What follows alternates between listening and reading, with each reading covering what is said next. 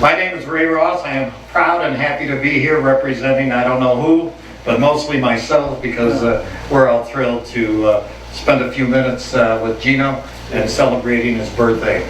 The order of events are going to be pretty simple. We're going to certainly acknowledge Gino, have some of his friends make some words about it. Broadcasters can never get the microphone right. You know, we can do all kinds of things in video. We can never get the microphone right.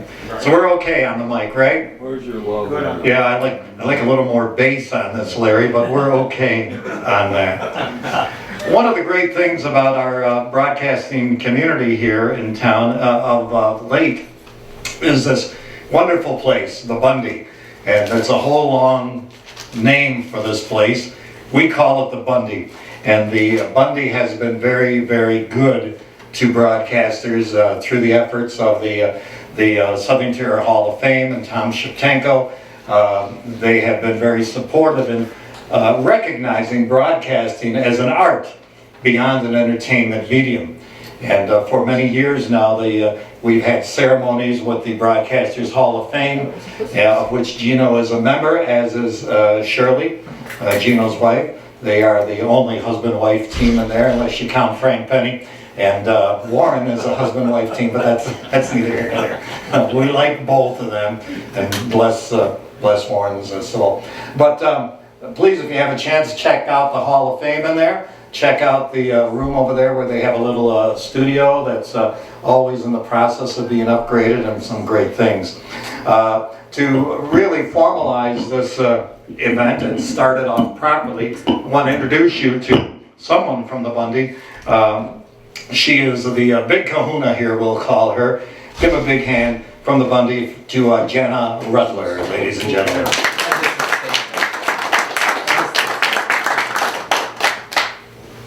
Well, thank you, Ray. I'm only one of a couple of big kahunas here. The other standing in the back, that's Eric, and he runs this place very, very well, and he's responsible for getting this all up off the ground today. But I want to thank you for coming to the Bundy Museum of History and Art today to honor Gino Ricciardelli. We have a long and beautiful past with the STBA and with the Society of Broadcast Engineers, as Ray alluded to. A couple of housekeeping things: through the red curtains all the way in the back are restrooms. There are refreshments, drinks.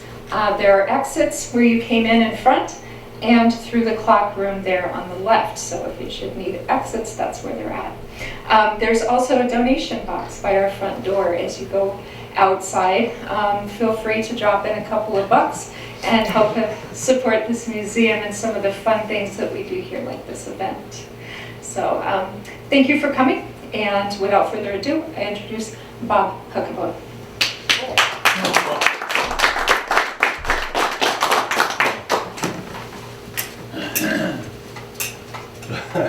Well, my prepared notes say, I asked Ray to let me speak first. And the reason for that is because I'm videotaping, and I want to put it on YouTube someplace. So I did want to say that I met Rick about 40-something years ago at Channel 40.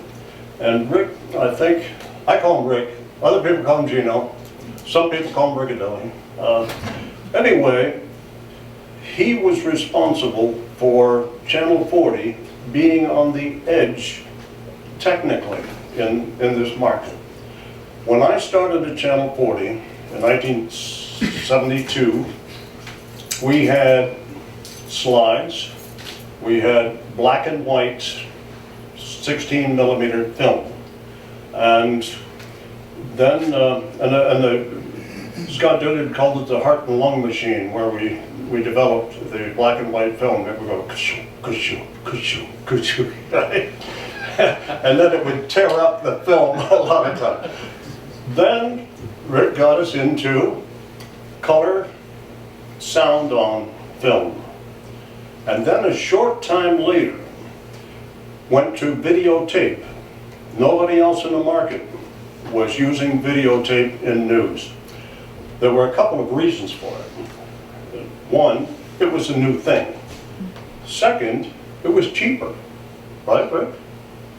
So he got us into probably a Sony, a big machine, and a record playback machine you carried on one shoulder. You had the camera on your another shoulder, and you had a cable in between, and then you had a light belt, because it took a lot of light. And we could record up to 20 minutes rather than 5 minutes with a film. That machine in 1975 allowed us to shoot continuous footage for at least 20 minutes, and we had 2 cassettes at that time of the drowning of the fire chief in Binghamton. And that video, if you look today on YouTube, I think it's called Drowning Machine or something like that, it's still there, and that was from 1975. 5 years later, Channel 12 stopped using film and went to videotape. And Rick brought it all the way through. I left in '79, so he was probably involved then in where we are today, outside of videotape.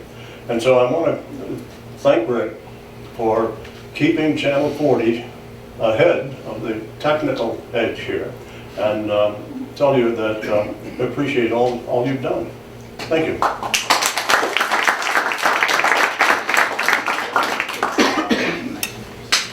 You know, I'm an old radio guy, and I'm gonna fuss with this microphone. Does this where it tightens, Eric? It seems to be drooping. I think we're gonna be okay. Story of my life. All right. One of the things we should add about Bob Huckabone and Gino, Bob Huckabone for the past 10, 15 years at least has been instrumental in maintaining, has been instrumental in maintaining, no, it's going the other way, has been instrumental in maintaining the history of broadcasting in this area through his, initially his Bob Huckabone TV show, of which those shows are all archived, and they're really a wonder to see, by establishing the first of the many Binghamton Broadcasters reunion. But more importantly, Bob has been archiving on video veteran broadcasters, many of them who are here today, including Bill Parker. Say hello to Bill Parker, the Dean of Broadcasting. Bill has been battling a tree in his backyard that came down on his garage. Even single-handedly sawing that tree down, right? Piece by piece. Piece by piece. And Gino mentioned to me today that he and Bob Huckabone have done at least 6 programs, if you will, of the history of not only Gino, but of Shirley Ricciardelli, Gino's wife, and some of the others. If you have a chance to see those videos, see Bob Huckabone. He'll be happy to share them with you, and whatever you want to do, give you a copy. And they're really very, very good. But the point is that Bob Huckabone really has done a tremendous job of archiving the history of broadcasting in this community. I don't think there's any group of broadcasters that is more active in terms of the history than the Binghamton Broadcasting Group. So we just want to mention that as well. Tom Shevchenko is not here. He's the chairman of the Southern Tier Broadcasters Hall of Fame. On behalf of Tom, we want to acknowledge Gino again and invite you to see the Hall of Fame exhibit in there. Also behind me here is a super Rod Serling exhibit, if you haven't seen that. The Bundy has been very, very good about maintaining all of those things. So many people here that have had an association with Gino, and as part of his birthday thing, and we're going to try to keep it moving here and keep it light. I want to introduce you to Eric Adler.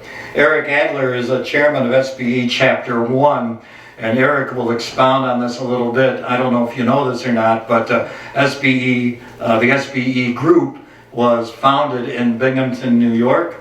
Now it's a nationwide group. Eric will tell you more about that. And this guy sitting in the middle row, or in the front row in the middle, was one of the founders of SBE, and now, over the years, SBE Chapter 1. Our good friend Eric Adler, ladies and gentlemen.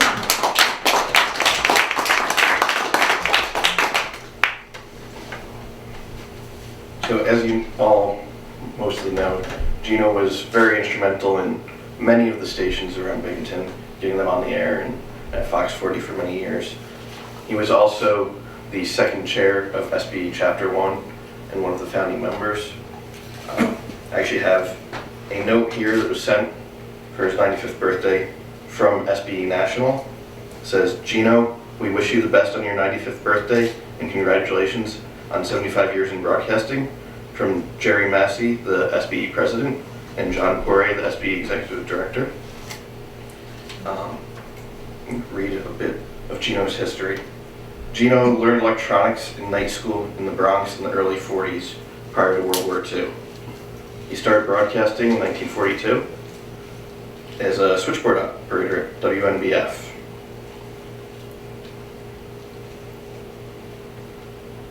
During the war, he learned to communicate over submarine cables with Western Union. And after the war, he joined WSNY in Schenectady as a transmitter engineer. In 1949, he was instrumental in putting WNBF TV on the air. And in 1952, he became a member of the Institute of Radio Engineers. In 1957, he was in charge of putting WINR TV, now WICZ TV, on the air, and along with many others. And he was one of the founding members of SBE in Chapter 1. And I'd like now to go to a video of this. In 2014, Gino became a fellow of SBE, and he talked about the history of SBE better than I could. Happy birthday, Gino.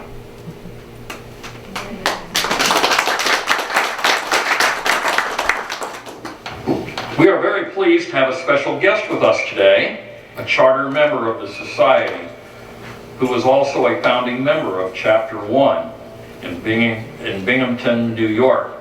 He is going to share with us a few remembrances of those early days of the SBE. Please welcome member number 117, Gino Ricciardelli.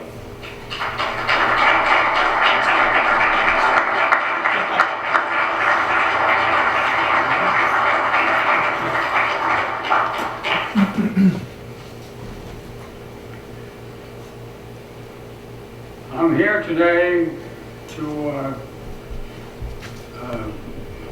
allow you to have a few moments of how Chapter 1 came into being and who the people might have been that were there. We were at that moment in time, we were members of an organization called the Institute of Radio Engineers, which was under the auspices of a larger group of people called the IEEE. We felt at that time that we weren't getting enough recognition, so along came Mr. Battison, as you all saw on the screen. He sent out letters to all the various engineers that he could find, and we got a letter asking us if we were interested in starting a chapter. Charles Hallinan, who was the chief engineer of a radio station in Binghamton, New York, got in touch with me and said, "Shall we apply?" I said, "Certainly, let's apply." And we did apply, and about 3 months later, we became Chapter 1. One of the interesting things about the chapter and Charles Hallinan was we had a famous talk, and we used to say, "Charlie is running this thing from his kitchen table," and which he literally was, because he was running not only the chapter but the beginning of the society. Of course, when the society got more chapters, it became very apparent that we needed an office and a staff to do it, because we didn't have the time to devote to it. So eventually an office was created, and Charlie Hallinan gave up his kitchen table and paperwork.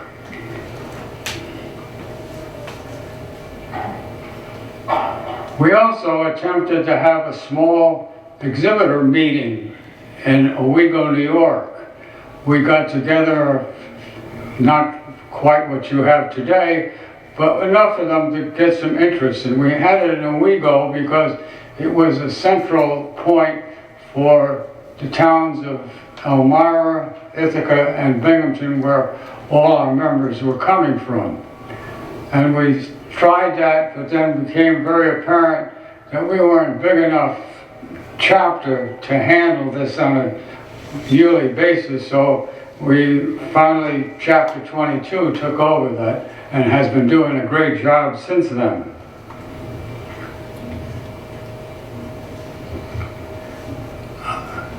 I have been a member ever since the thing started. I still am a member, and I enjoyed all the camaraderie and all the educational features that the society has given us over this 50 years that it's been in existence. And I also enjoyed being a frequency coordinator for about 30 years. And that was an interesting little project. And I gave it up about a year ago to another gentleman because I decided it was time for some younger guy to take over this stuff. And so that really is the background to how the society started and how Chapter 1 became number 1. And to this day, it's still in existence, and I hope it will stay in existence by the new members that have come in. So I thank you very much.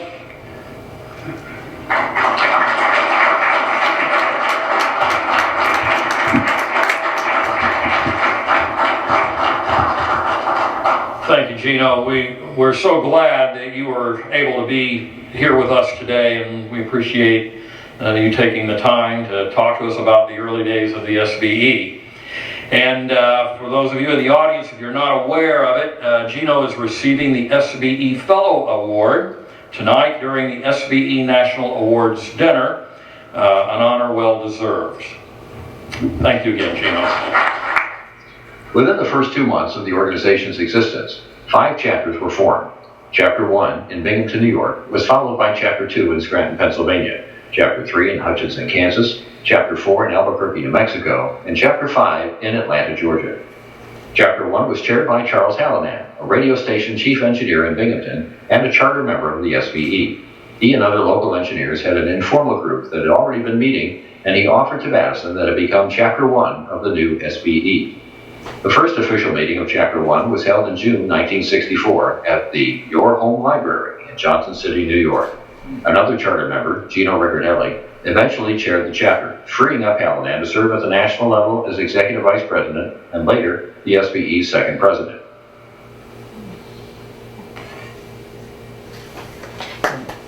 Wow. I want to thank Vinny Lopez of SBE Chapter 22. Is Vinny here? Oh, how are you, Vinny? Hi, Vinny. He's provided the recording of Gino's fellowship speech. You know, I've been around a long time, and some of this stuff in this short little video I had no idea occurred. This is just amazing. Once again, a happy birthday and a big round of applause for Gino Ricciardelli and the SBE involvement. And for what it's worth, Gino, you'll be the first to share this. Charlie Hallinan's kitchen table later became the main studio for WAAL, back then WKOP-FM, which originated in not only Charlie's house, but in his backyard with a long wire antenna. Did you encourage him to do that? You did, I'm sure you did. I could see the two of you, let's put that antenna up here. And it worked, and the rest is history. Thank you again, Benny. That's really great stuff. And the SBE history is just tremendously exciting to me, I think. John Leet has been the guy over at Channel 40. Certainly not as long as Gino. How many years were you at 40, Gino, officially? I don't know, 30-some. John, you've been there how long? Well, let's see. 16 the first time, 20 the second. We'll be honoring you on your 95th birthday. From Channel 40, here's John Leet, ladies and gentlemen.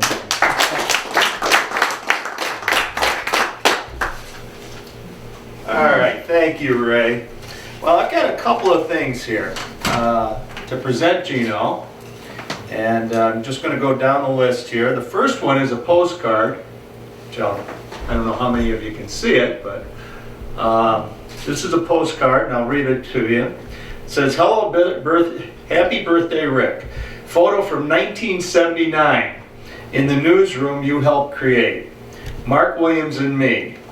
Thank you for your leadership then and your inspiration today. God bless, Steve Newman." Do you remember Steve? Okay, all right. Here. Hang on, we'll be piling things up there, Gino, one thing at a time, okay? All right, next. I have a letter from Northwest Broadcasting, and dated July 25th, 2017. And it says, "All of us at Northwest Broadcasting are delighted to welcome to wish Gino a very happy 95th birthday. Gino has been a member of the Northwest family for 20 years, since our purchase of WICZ-TV in 1997. He has served as our chief engineer at Fox 40, and later as a valued consultant who oversaw our conversion from standard definition to high definition. Happy birthday and many more. Signed, Brian Brady." So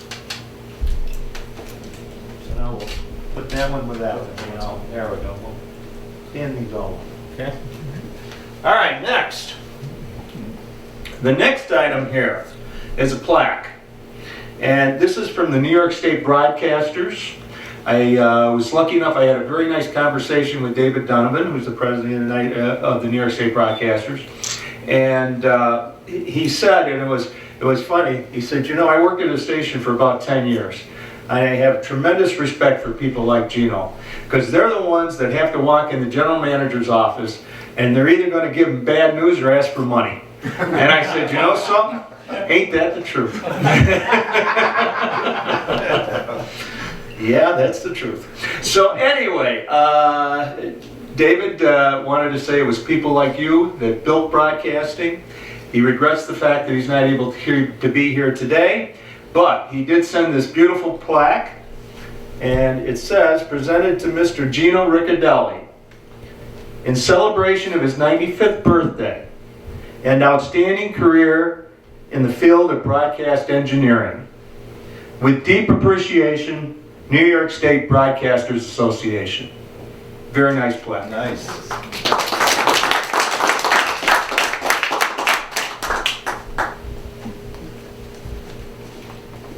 All right, that's all the gifts I have to give you. Now you're going to have to listen to me talk. So it's all downhill from here. All right, Gino is a guy who's seen an awful lot in his career in broadcasting. From his beginnings at WNBF in 1942 until today, he was instrumental in the evolution of broadcasting in our area. Gino put the first television station on the air in 1949, and Gino's wife Shirley played a major role in that event, and I'm going to talk about that in a little bit. In the years between 2006 and 2008, he oversaw the transition of the Northwest broadcast stations from standard definition to high definition television. In the 60 years between those two events, he watched television go from live studio produced shows to satellite transmission of syndicated and network shows. He oversaw the conversion from black and white television to color television. I tried to think of words to describe Gino. And in the end, I thought the best description was steady. There was never an ounce of panic in Gino Ricciardelli.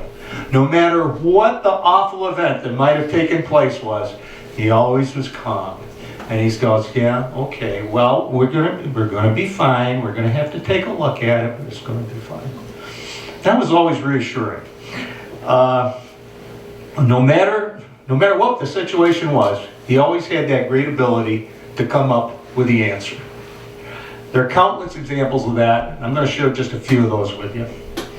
On November 1st, 1957, Gino put WICZ-TV on the air. And that's quite a story. Because what happened was the Press and Sun Bulletin at the time was putting the station on, and so they thought that they would bring in a program director from one of their other markets to actually launch the station and as far as the actual programming goes. Well, that was a great idea, except when the day for the big launch came, he called in sick. Not only did he call in sick that day, he called in sick the next day and the next day. And the reason why he called in sick was because he really didn't know what he was doing. So, the general manager, as I think anybody would understand, was a little bit worried due to the fact nothing was done. They were going on the air and there ain't nothing done. So, he went to Rick and he says, Gino, what are we going to do? And he said, go see Cheryl. Now, Cheryl was the creative services director at the station. So Shirley actually did all the logs, scheduled all the announcers. These are all live shows, you got to remember, back then. And did everything that needed to be done that day, from the time they found out this guy was calling in sick till the time the station actually went on the air. So you can truly say that WICZ TV was put on the air by Gino and Shirley Ricciardelli. He had so many firsts. He did the first remote, the first live remote for the March of Dimes telethon. And at the time, that was, if you remember the old March of Dimes telethon, it was 24 hours. So he ended up having to sleep at the station there, just in case something went bad. He could be an inventor too. One time the water cooler at the transmitter broke. And obviously, once the water cooler springs a leak, the transmitter is not going to run. So, station went off the air. Now those transmitter water coolers cost about $20,000 back in those days. So Gino went downtown, went to some stores, bought compressors, bought pipes, built his own water cooler. Installed the thing, and they used it for 1.5 years. They probably could still be using it today if we're still doing that. But after 1.5 years, they have found enough money so they could buy their own for 20 grand. But Gino put that back together and he invented his own. This is another story I really enjoyed. The Friday night fights back in the day was a really big thing. And Gino found out that they were off the air just before the Friday night fights were supposed to start, in the afternoon actually. Now, this particular Friday night fight was Joe Lewis's last fight. So it was a really big deal. So he had to go up to the transmitter. NYSEG didn't even know they had a power problem. He found the line that was down, called NYSEG, told them where the line was, and they went up and fixed it. They got back on the air for Joe Lewis's last fight, half hour before Joe Lewis fought. Did a lot better than Joe Lewis. He didn't do that well that fight. One thing I did want to talk about, I think Rick's best decision in life was marrying Shirley. And I think he has made that point to me many times. The other great one he made was he had a friend named Green here that he had done a lot of business with. And he was working in West Palm Beach. And this gentleman, Green, gave him a call. And he said, you know, the Press and Sun Bulletin is putting a television station on the air. And they need a chief engineer. Now, he'd been in West Palm Beach, I don't think that long, maybe a year or something like that. Anyway, he went to Shirley that night and he said, Cheryl, what do you think? Do you want to go back? And basically it was, how fast can we get there? So West Palm's loss was Binghamton's gain. And I think it was one of the great decisions ever made as far as WICZ TV was concerned. I'll tell you that for sure. Rick, the only other thing I'd like to say is I'd like to thank you for all the many, many times you've bailed us out over the years at WICZ. I'd like to thank you for a few times you bailed me out at WMGC that were unsanctioned. Really shouldn't talk about that, but anyway, Larry Brown knows about it anyway, so it's okay. And happy birthday and many more.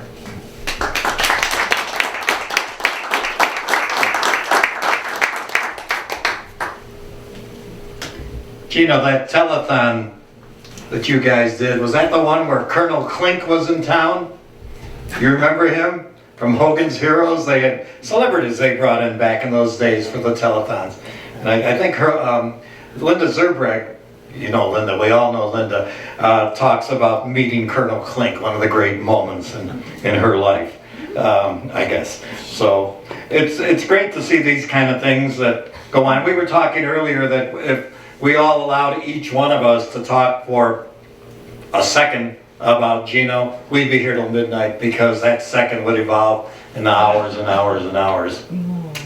We sent out an email blast telling people about this event today, and some of them couldn't come, of course, and some of them sent some notes about Gino. We just want to read a couple of these, and Bob thought it would be a good idea so we can all get kind of reacquainted with some of the people in the audience, that we kind of help people or ask people to read a paragraph or two that came on the email.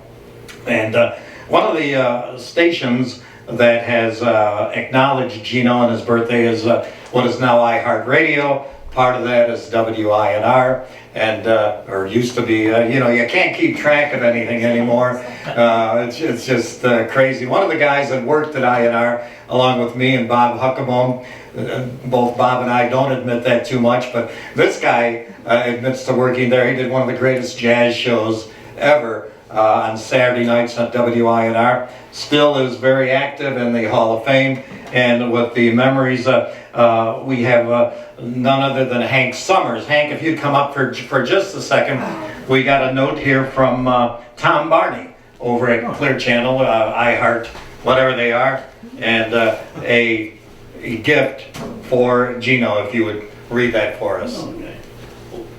One of the things, do you remember the first color broadcast on WINR, Channel 40? It was on the first colored broadcast. It was on a Saturday night. It was the Jerry Lewis Telethon, and I used to do Saturday nights on radio. And one thing I had to do before I left was to record a newscast that was on TV that played some like 1 o'clock in the morning. But anyway, that was Labor Day weekend. The Jerry Lewis Telethon was on. It was a live broadcast, and it was the first time that I did the newscast live and on camera in color, and then the first broadcast by WINR was the Jerry Lewis Telethon that night. And then a week or two later, I did the newscasts for WINR TV for a couple of weeks, and I was the first one that did the television news in color on WINR. So it goes back quite a while, and it was the start of color for Channel 40. We thank Gino for that. Here from Tom Barney from iHeart Media, and they still call it WINR on here. So that congratulations to Gino Ricciardelli on the special recognition day for his many years of dedication to the world of radio and TV. As a 50-year veteran of the radio industry, I know the benefits of having a great engineer. Gino was truly that during his years of service. Not only did Gino work at many stations in Binghamton after serving Uncle Sam in the Signal Corps, also worked in Schenectady, Palm Beach, Florida, Scranton and Reading, Pennsylvania. After putting Palm Beach on the air, he came back to Binghamton as chief engineer for WINR. So iHeartRadio would like to congratulate Gino on his many years of service and on his 95th birthday. Signed, Tom Barney, Market President for iHeartRadio.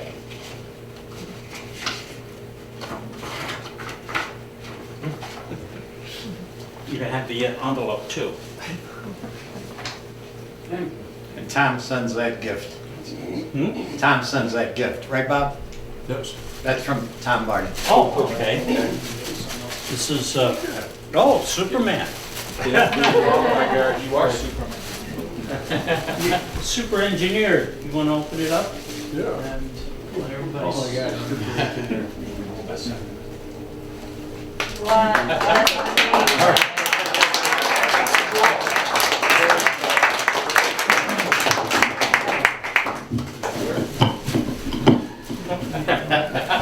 Scott Feibush writes a column. He's a real radio groupie, young fella. Writes a column about radio, publishes the this calendar of towers. Every month is a different tower. You know, we joke about pinup calendars. The engineers would prefer to see a tower every month, a different tower. There's a lot of jokes in there, we're not gonna go there. Scott Bybush sent some words of wisdom. Why don't we get Chris Miller? Would you just read this for just a second for us, Chris? Y'all know Chris Miller? Say hi to Chris Miller here. Hi, folks. Chris. It's right there, Chris. From Scott Bybush. I have to read it cold? Yeah. On the right side. It says, hi, Bob. Here's the WNBF, WBNG site. Hope it's not too late. Please give Gino all my best. I wish I could be there for the party, but I'll be heading west that day. Okay. I'd love to share some pictures and stories in my column if someone can send me some along. Good. That's all. From Scott Bybush. Yeah. All right. I'll do this one. I don't know if you remember Tony Angelotti. He was a disc jockey years ago on WENE. He's in Ohio now. He comes through. He's got kids that live in Oneonta. And he left the radio business to become a chef. God bless him. Now he's retired. And now he's set up this website about radio. And he's got all these air checks in it. And it's kind of fun. And Tony says, Judy, his wife, won't be able to attend. Please convey our best wishes. Tony Angelotti. All right. Let's see. We just got a couple more of these. Let me do this one, Bob, if I may. Patty Ruland, who played the hits for many years and knew Gino. He says, I live in South Carolina now. Won't be there, but I'll be there in spirit. Congratulate Gimp. That's what she's calling you. And send everyone my love, Patty. Okay, good. Roger Neal is here, ladies and gentlemen. Say hello to Roger Neal. We're going to give Roger the big one to read. A note from, come on up here, Raj. This is a note from Margaret Bryant. Margaret Bryant was an engineer here in Binghamton, worked under the tutelage of Gino and Charlie Hallinan, and Margaret went on to be the chief engineer for ABC Radio Networks out of Dallas. Margaret has left broadcasting to pursue her first love, which is dog photography. So there's hope for all of us. Roger Neal, we have a couple of notes here from Margaret Bryant right there. All right. She writes, I think it is wonderful that he is being honored. He encouraged me in my early career. A very nice man. I wish I could come, but I will be sure to send him a card. You caught me by surprise in your subject line of the email. I've been hearing of too many friends lately that have been diagnosed with a terminal disease or have passed away. I'm glad this was not the case here. Thanks for sending this, Ray. I hope you and your family are well. Signed, Margaret. There you go. There you go. Well, I'm here. I'm just going to mention, too, I'm so happy to just reflect for a moment on WWF. That's where it all started for you back in 1942. So who would have thought at this day and age later that you started your career with WWF, which, by the way, is celebrating our 90th anniversary this year, too. So, Gino, happy birthday, and thanks for all you've done for our industry. Thank you. Here's your email, Margaret. Happy birthday. Thank you. I want to say hello to Gary Talkowitz. Gary, we're not going to let you read this one unless you really want to. Gary has been, we knew Gary when he was just a kid. Now he's a big-time engineer and learned a lot from Gino. You're in Wilkes-Barre. Yes. I said Scranton earlier, he corrected me. It's Wilkes-Barre. It's a hyphenated market. Excuse me. What station are you at? It's WBRE and WYOU. Okay, up there. So it's nice seeing Gary. I haven't seen Gary in a long, long time. The last note we have. The hyphen is silent. The last note we have, it's a little longer than one of the others. It comes from Tom Birch. I don't know if any of you know who Tom Birch is. Tom Birch was a disc jockey years ago at WENE, and he's going to talk about those days. Tom Birch left WENE to be a disc jockey in Rochester. Years later, I'm playing the hits on WENE, and in comes Tom Birch. Yeah, hi, how are you? He says, I got this great idea. He says, I want to start a rating service to compete with Arbitron. And I looked at him. I'm a kid. I got the earphones on, and he's a year or two older than I am. I said, what? You're gonna start a rating service to compete with Arbitron? Are you crazy? Turned out that became the Birch Report. It was a major competitor of Arbitron, and Tom Birch made more money than all of us combined. And Tom sold that company to Scarborough Research. That became part of Nielsen. Tom now owns 6 radio stations. I think it's 6 radio stations somewhere, and he's doing very well for himself. Where? Virginia. In Virginia? And he's doing very well. I forgot your name. Yeah. John Ziller. John, come on up here, John, if you don't mind, and read this note from Tom Birch from Gino. It's a little long, but I think you're going to be good with this, John. All right. Reading glasses, but I'll do my best. All right. Doris Ray, if possible, please send this message to Gino, or if he is not available by email, convey it to him in person when you are next together. I am out of the country until August 8th and will have limited non-existent email access. Thanks. Gino, while I'm unable to attend the birthday recognition day, I want to send you a note of congratulations and a personal note of gratitude. As you may recall, I lived around the corner from you on Ritchie Road, and as a teenager was avidly interested in ham radio and radio broadcasting. In 1966, you gave me a 100-watt AM transmitter and cast-off turntables. With these assets, I wired a control panel and built a studio in my bedroom and began a regular scheduled broadcast, heard by no one, to our neighborhood. Your support, encouragement, and equipment contribution changed my life. By practicing at home, I was able to become sufficiently competent to land jobs at WNBF, WINR, and WKOP before heading to stations in Rochester, Oklahoma City, New Orleans, and Miami-Fort Lauderdale. Radio has and continues to be my passion. Thank you, Gino, for helping me set me on a wonderful and successful career path. I'm happy 95th. I sincerely wish that I could be with you to celebrate. Tom. Great, thank you, John.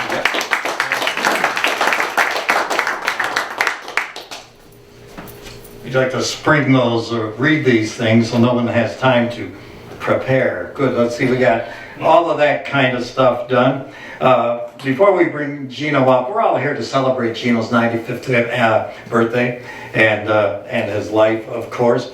We do want to introduce you to one person who is here. You may be wondering who these people are here. I went over and said, who are you people here? This is Roberta Rittenhouse. This is Gino's daughter. Say hello to Roberta, ladies and gentlemen. Fred Heckman's daughter. Fred Heckman's daughter. There's your honorary daughter, that's right. As a kid growing up, my dad... Come on up here, Roberta. Oh. All right, stay there. We're good. As a kid growing up, my dad would talk about Ricciardelli. And for years, I always thought his first name was Rick and his last name was Adela. Yeah. All the golfing buddy, right? He was a golfing buddy with my dad. I remember the big snowstorm back in probably 1962, 1963, one of the big snowstorms. And they came, the station sent a Jeep to my dad's house and picked him up to take him up to the towers.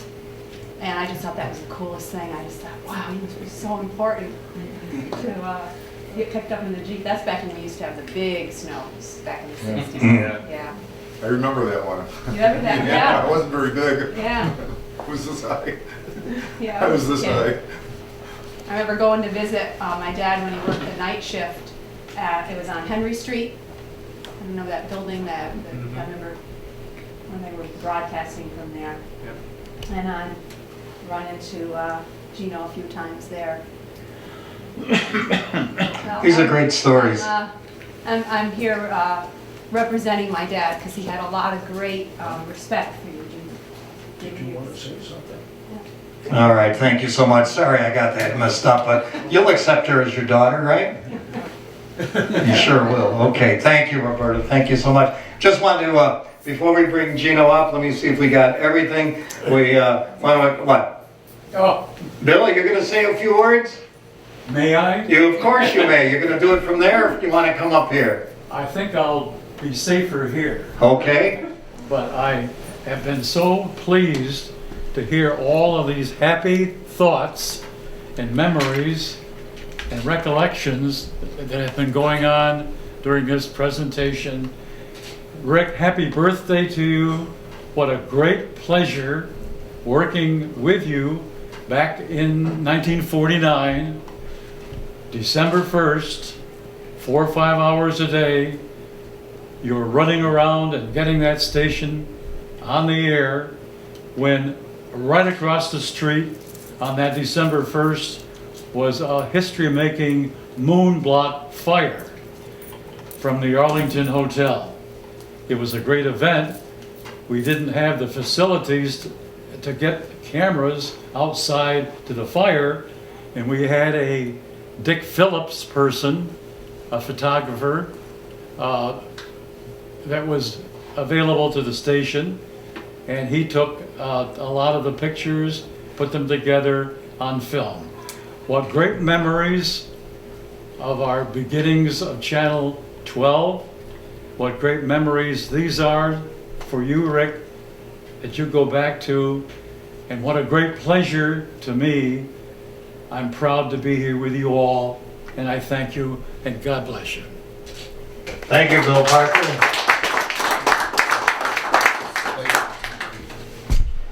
We just want to acknowledge a couple of people we haven't, just so we all know each other. Scott Swinnermer's over here. Everybody's here for Rick. Scott is here for Rick. Who's that guy next to you? Bill Murray. Yes, hello, Bill. Nice seeing. Say hello to Bill Murray here. Here we are. We saw Chris Miller, Larry Brown, another engineer's engineer. Should have been a disc jockey with that voice. His way. Oh, yeah, right. Hey, listen, there's a lot of money in being a disc jockey. Look at this jacket, right? All right. Let me see the light. What'd you say? Let me see the money? The lighting. The lighting. Yeah, these guys are worried about the lights. And I don't know you. I'm Amanda Bruin. Hi, Amanda. You're here to salute Rick? Is that the idea? Okay. And back Doris Huckabone. Hello, Doris. And who's your friend next to you? Jackie Lee, John's wife. Oh, yes. Hi, Jackie. I didn't recognize you from over here. And this is Hank Summers' wife, Roz. We talked about Gary Talkowitz. One other person, yeah, Bruce Nelson, part of the Explorer group years ago, still hangs out, comes to all of these events. His brother's Keith Nelson, and you had an uncle or niece, or not a niece, but an uncle or somebody. My cousin. Cousin that went to ESPN or someplace, right? MTV, Nickelodeon, and he built CNBC. It's all in the blood. Yeah. And one last guy, I think this fellow, you're a fan of Gino's, right? Right. What's your first name? Jeff. Nice seeing you here today. One last thing, we're going to bring Gino up. One of the things I remember about Gino, we were kind of joking a little bit. Engineers do everything from plumbing to air conditioning, and quite often and back in the corner here, Dave Frost. We want to acknowledge him as well. But engineers do everything, at least back in the days. Gary, you know, plumbing, fix the John, anything that needs to be done. Call the engineer, he'll fix it. And as a result, they sometimes had the stereotype, you know, the overalls and so on. And that takes nothing away from the job they do and the respect that we all have for the job they do. One of the things that always struck me about Gino, I grew up at WE&E with Jack Fischler and Pat Nelson, and these guys were your stereotype, smoke the cigar, we're the overall engineers. Every time I'd see Gino, and I don't know how he did it, you always had a suit and tie and a sport coat on, a green one. I remember you had a green sport coat every time I saw you, and I want to ask you right now, Gino, when you had to crawl under equipment and racks, did that sport coat go underneath as well? It did. You didn't have a spare set of clothes? Did that make Shirley upset or no? No, she was never upset. She's the one that got me dressed up. Happy 95th birthday. Come on up. Gino Ricciardelli, ladies and gentlemen.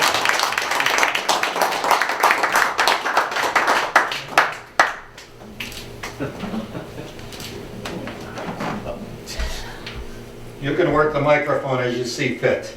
Yeah, I think I can You think you can get do to it. All right. You can all hear me? Yep. Yeah. Good, okay. Well, I'm overwhelmed. And I want to thank all of you, your kind words and your descriptions, and people who took my career and try to give you a little story on it. I just want to add to the stories that you've heard is that I was a telephone switchboard operator at WNBF when I first came to Binghamton. And how I got to come to Binghamton is because I was in a little town called West New York, New Jersey, which is across the Hudson River from 55th Street in Manhattan. And the reason I left there was to come here to get a job at IBM. And I applied because I had just left a ninth class in electronics. And the person who interviewed me said, "You're fine, we could hire you, but there's one problem." And I said, "What's that?" "You're going to be drafted. And if we hire you, you'll be gone in a couple of months," and we would spend all that time. So I said, "Okay." So then I decided, well, I'll go to Link Aviation. They need engineers. I went there, I got the same story. So I finally decided one thing, enlist in the United States Signal Corps. And that was in 1942. And I went in there and I was with that unit for 3 years and got more education and help. And I finally came out and started to get into broadcasting. And one little story I'll give you about my time in the Army. The war ended in Europe, and that was in June sometime. And when the war ended, we were given a project to repair and ship out what we call walkie-talkies, which now people call cell phones. They were about that big. And we had to refurbish them, we had to retune them, and there were only 3 of us, and we couldn't make the quota that they wanted. So I went to my superior officer and I said, "I need help." And they said, "Okay, we'll get you help." 3 days later, 30 German prisoners of war showed up to do the work that I needed. And when I went to the sergeant in charge and I said, "How am I going to tell these people about equipment when I don't speak German?" He said, "Don't worry about it. They know all about your equipment. They've captured a lot of it, so they don't have to be instructed." So we didn't instruct them, and we did that for 3 more months. We shipped a whole bunch of stuff out to the Japanese war zone, and then the war ended in that year, and all the German prisoners of war went home, and so did I. But that's just a little story that occurred to me while I was in the service. All the other things that were talked about here are just remembrance. I remember most of them. I probably remember all of them now that you bring them up. And I appreciate all those stories. And I enjoyed my entire career of 65 years in radio and television. I also enjoyed putting WNBF TV, which was Channel 12, on the air in 1949. I enjoyed putting WICZ on the air in 1957. And I put on WSKG in 1968, I believe. I got a tower put up from a company that I was doing business with, who built towers, and they put the tower that's now sitting on Indian Hill. And so that's what I basically did for my 65 years, and I enjoyed all the people I worked with. I had many engineers, many technicians. Give you a quickie. I hired 4 technicians to put WNBF on the air from a school in New York called RCA Institute. And 4 of them showed up, and we built the studios and the transmitter. But after a couple of years, 2 of them went back to NBC Network, 2 more went to Hollywood. 1 of them became a cameraman on soap opera, I'm trying to think of the name, General Hospital or whatever it is. For 30 years he was a cameraman on that, and he was a cameraman for us at Channel 12 after he left. So those are some of the things that I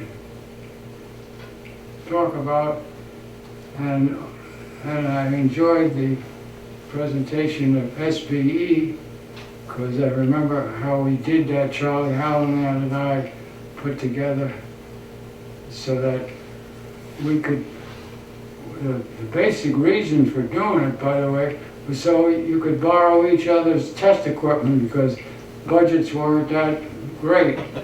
And we also could pass along information that we come across through how we were working. So SPE was really set up to educate engineers so they'd be ready to go into the business. So other than that, I have not much more to tell you. And I appreciate you all being here, and I appreciate you enjoying my 95th birthday. I'm trying to hit 100, and I'll see if I make it. And I also want to thank you for all the kind words of my wife, who was in the business for over 50 years herself, and she wrote the first local commercials on Channel 12, and the commercial in those days consisted of a 35mm slide, which was the picture of the whoever that we were put, part of the commercial, the storefront, and then the telephone number and other information were put on a piece of cardboard, which we put in a tree leaf folder. We used to call them flip cards, and we'd flip these over. That's how we got the commercials done before we had 16mm or tape and all these wonderful pieces of electronic equipment that do all this artwork now by pushing buttons rather than using your hands. So that history was great, and I remember it well, and I again thank all you people for your kindness. Thank you.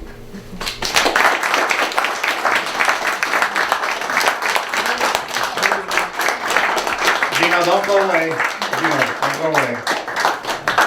You know, we really are honored, as you all know, and I'm glad you're standing. And please stay that way. You have so many friends here, so many friends that couldn't be here, and the real friends, not the real friends, but many of your friends have helped planning this event, including Eric Adler, Bob and Doris Huckabone, John Lee, Jenna Rudler here at the Bundy, and everyone else. We're celebrating Gino's 95th birthday. The day would not be complete with some birthday cake. We have some cake, and before it's cut, take a look at it. I think you'll find something very, very special on the top of that cake. And since you're also on the top of the cake here, Gino, why don't you all, as you are standing, and let's do what people do on birthdays. You know what that is? Sing happy. Sing a happy birthday. Are we ready? I'll lead. Good luck to all of us. Ready? Happy birthday to you. Happy birthday to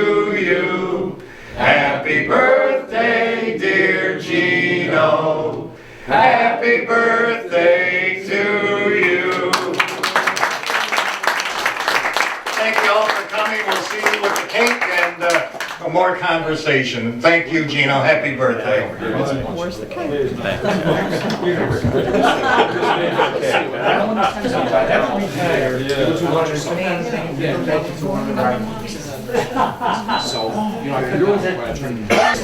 the knife, and I'll get out of the way. Just, yeah, whichever way you want to cut. The time she went live on the show, it was so shook up.